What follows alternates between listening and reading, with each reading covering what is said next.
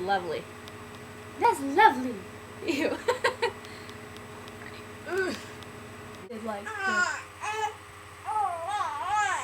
what? Hey guys, today I'm doing my labor and delivery video. It's my third time trying to do it, because I tried to do it twice before with Edward. And the first time he had a poopy explosion, and the second time he was tired and he was not happy with being forced to sit up. So I went and laid him down. So I was induced at 39 weeks because Edward was measuring really big throughout the entire pregnancy. And the day before I was induced, they did an ultrasound and they're like, he's probably going to be like 10 plus pounds, around 10 pounds maybe.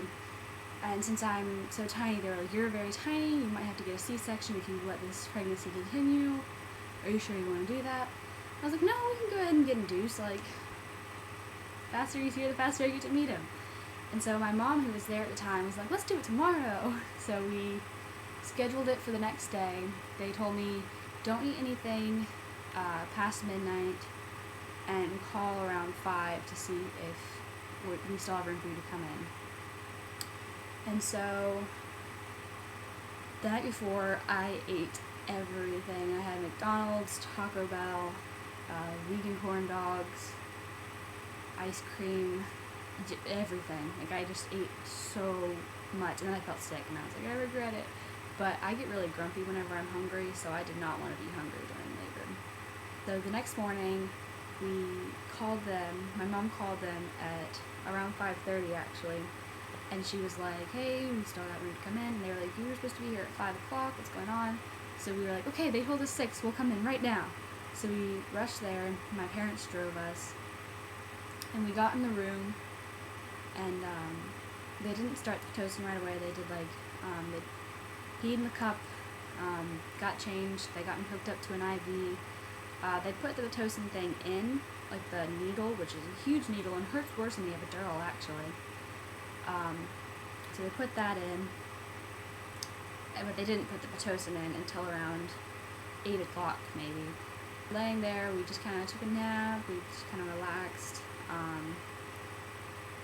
And then around 8, they started Pitocin, and it didn't really hurt that bad at first. Like, it took a while for it to actually start making me have contractions. And I've been having Braxton Hicks contractions, like pretty intense ones, since about 36 weeks. And we'd had a few scares. Actually, around 28 weeks, we had a huge scare that took us to the hospital and everything. But it turned out to just be Braxton Hicks, because I was dehydrated. So it kind of felt like that at first. It kind of just felt like Braxton Hicks, like, but a lot more regular. And then it didn't really do anything. We just kind of laid around, we took naps, and it started getting kind of uncomfortable.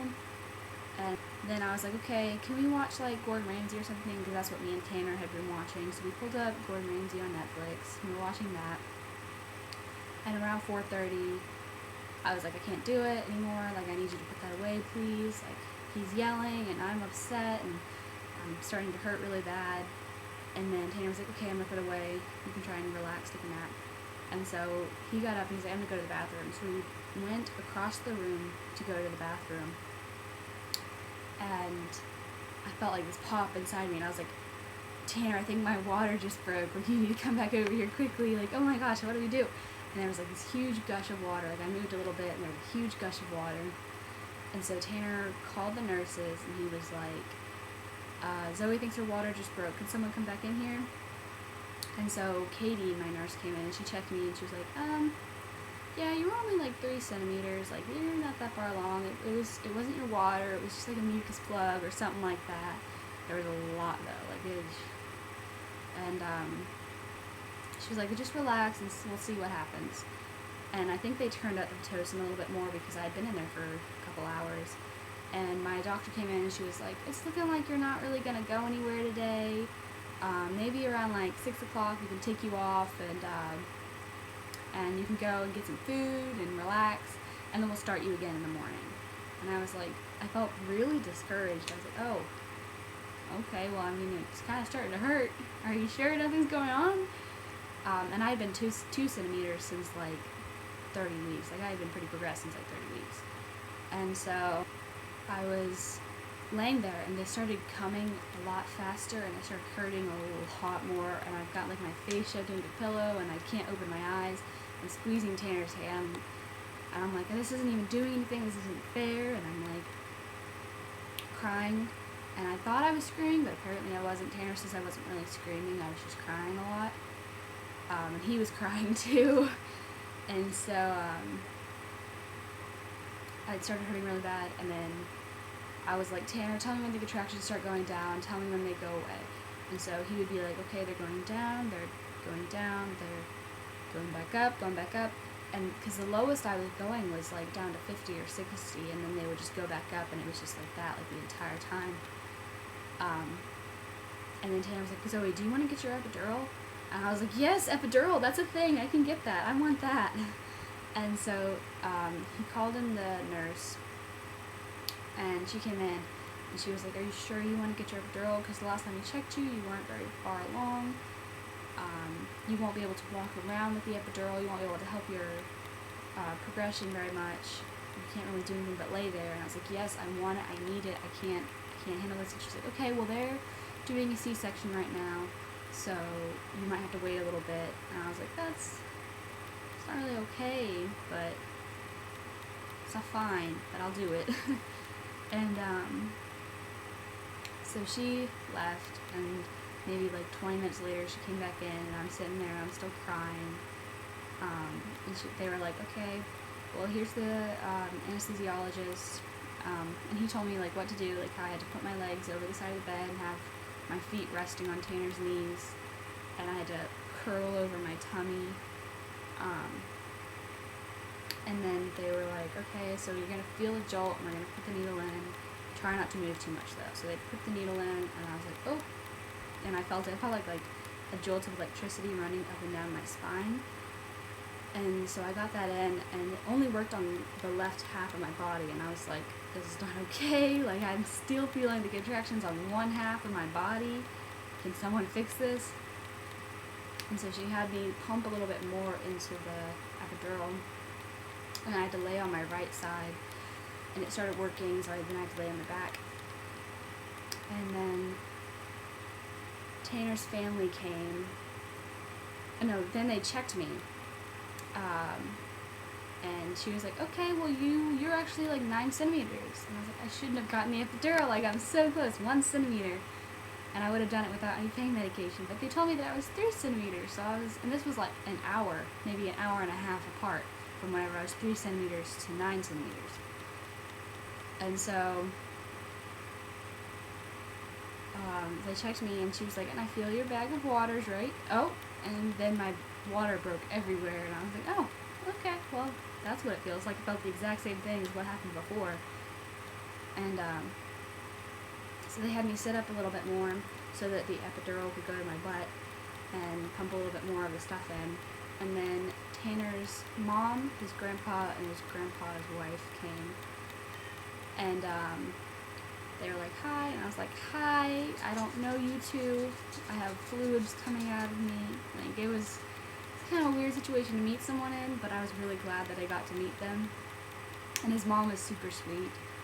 And then it was like around 5:30, and I was like, okay, I gotta poop. Like, I gotta go to the bathroom now. And Katie was like, no, that's just the baby's head. And all this time they're like rolling in the stuff that they were gonna put the baby in, like the weighing thing and the bassinet. And so she was like, that's just the baby's head. Do you want to try and do a couple practice pushes? And I was like, yeah, I do. And so they had me lay back, and I did a practice push. Like, she was like, okay, now you're gonna push like you gotta poop, like push like you're pooping. And I was like, I don't wanna poop. So I didn't push right at first. Like, I pushed with my stomach, hoping that would work. Of course it didn't. And so I did 2 pushes, and she was like, I'm not really seeing any progress. Like, baby's head isn't coming down at all. We're gonna give you a few more minutes. And so I was like, okay. We waited a few more minutes, and I was like, I need to go to the bathroom like right now. Like, where's my doctor? So my doctor came in, and she was like, okay, you ready? You're gonna push like you have to poop. And I was like, you know what? If I poop, I poop. Like, this is, I want this baby out. I want this to be over with. I want my son in my arms. I cannot wait to meet him. And so I pushed, like, with all my might. And I pushed once. She was like, wow, you're really good at this. Like, you're going to have this baby out quickly, hopefully. Everything's going to be okay. So I'm holding Tanner's hand, and they're like, okay, well, we need Dad and Grandma to come over here and hold your legs. So my mom was holding my left leg, and Tanner was holding my right leg. And my mom's actually holding my leg the wrong way. And I, like, yell at her, and I was like, you're holding my leg wrong! And she was like, okay, I fixed it. And she's, like, all excited. And then, so I pushed a couple more times, and they're like, and I was like, oh my god, it burns! And they're like, that's called the ring of fire, it's gonna be okay. And I was like, what kind of name is that? And made them laugh. And so, I pushed a little bit more, and they could see the baby's head. And my mom and Tanner, I, like, look up, and they're looking at each other like, what is that? And I was like, something's wrong with my baby, he's deformed. And they were like, do you want to feel your baby's head? He's crowning. And I was like, no, yeah, I do. I didn't want to feel it at first because I was like, that's so weird. I don't want to feel that. But then I felt it, and I was like, okay, that's my baby. Why does he feel like that? It felt like I had, like, 12 vaginas all in a row, and it was just bumpy and weird and hairy, and I was like, oh, okay. And then, so I started pushing again, and she was like, okay, we're gonna have to do an episiotomy, are you okay? Like, and I was like, yeah, I'm scared. She's like, it's okay, you're gonna be okay. So she did the episiotomy, and 2 pushes after that, he was out. And it was the weirdest feeling in the world. Like, I felt him come out in my stomach. I felt my stomach go down, and it was so weird. And then they gave him to me, and I was like, oh, my baby, and I have pictures of me, like I look like a mess, and I'm sweaty, and my hair's up, and I'm just going, my baby. I'm sure I look so ridiculous. And they gave him to me, and put him on my chest, and then they took him away to do, like, to weigh him, and to see how long he was, and all that, and I was, like, kept reaching my arm out, like, going like this, like, give it to me, like, thinking that they would give him back if I'd go like that or something. And Tanner's following the baby around the room, like, he was so in love. He looked so proud. And he was 8 pounds 14 ounces, 15 ounces, excuse me. He was born at 6'25", and he was 21 inches long. I could be wrong on that one. And he was beautiful. He was the most perfect baby I'd ever seen. I look back on pictures now, and like, he kind of looked like a chipmunk with swollen eyes and huge puffy cheeks. But he was so beautiful at the time, just so incredible. And so we tried to breastfeed, and he just latched on so quickly, so perfectly. And I was so lucky with that. And they had me give Edward to Tanner so that I could get up and use the bathroom, and then they would move us to our recovery room. And I was so dizzy, and I was like going like that, like I couldn't see anything, and they said that my face was really, really white, and I started sweating on the way to the bathroom, and it was just so scary. And I sat down on the toilet. I'm trying to go pee a little bit, and they showed me how to, like, use the squirt bottle, which is going to be your best friend, by the way. If you ever have a kid, like, that squirt bottle will save your life. And so will those pads, the hospital pads. I know some people don't like them, but oh my gosh, I loved those pads. And so they were like, did you pee? And I was like, yeah, I peed. I didn't pee. It hurt too bad to pee, so I didn't want to pee, and I didn't want to tell them I didn't pee, which was probably stupid. But I just wanted to get off that toilet because I kept, like, blacking out, and, like, I couldn't see anything, and it was dizzy. And so she called in the nurse in to help me get into a chair. So they helped me into the chair. Once I'd gotten the pad on and the ice pack and everything, loved that ice pack. And so we got into the chair, and Tanner's pushing Edward down the hallway behind us, and I, like, keep trying to turn around and see him, but everything's, like, dizzy.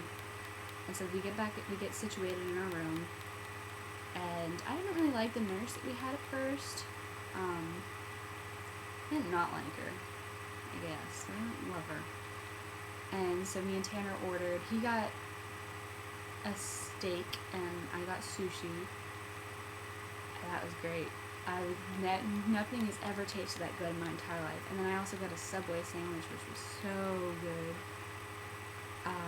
And then my parents came back the next morning to see him, and my priest came and he did prayers, and 2 of my mom's friends came, and it was, no one else really came other than my parents, and they left after a couple hours to let us have alone time.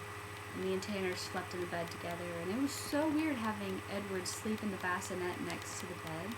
Like, he'd been with me and in me for 9 months, and to have him not with me and sleeping somewhere else was so weird.